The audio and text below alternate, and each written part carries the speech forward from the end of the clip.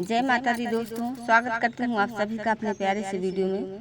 आज एक बहुत ही प्यारा सा गीत आप सभी के लिए लेकर आई हूँ। माता रानी का गीत है, तो सुनिएगा। जैसा भी लगेगा प्यारा सा कमेंट करके जरूर बताइएगा। वीडियो पसंद आए तो वीडियो को लाइक शेयर करिएगा, हमारे चैनल को सब्सक्राइब करिएगा।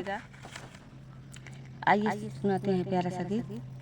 मैया हमार हो सूरतिया के भोली भाली, मैया हमार हो सूरतिया कई भोली भाली। मैया के पुजारी एक माली के बेटौना, माली के बेटौना हो माली के बेटौना।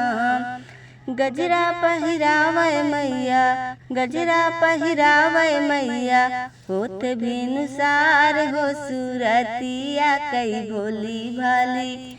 मैया हमार हो सूरतिया के भोली भाली।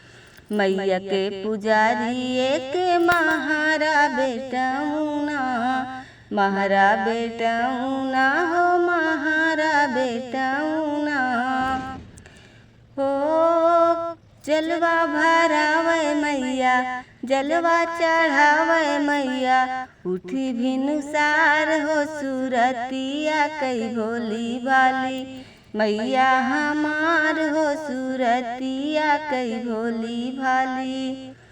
मैया के पुजारी एक कहरा के बेटौना, मैया के पुजारी एक कहरा बेटौना।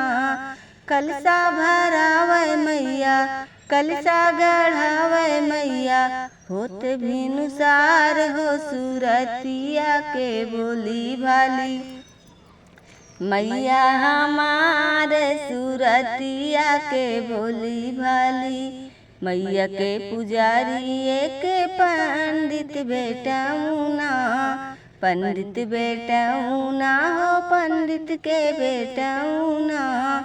हवन करावे मैया, पठवा करावे मैया, उठी भिनुसार हो सूरतिया कई भोली भाली।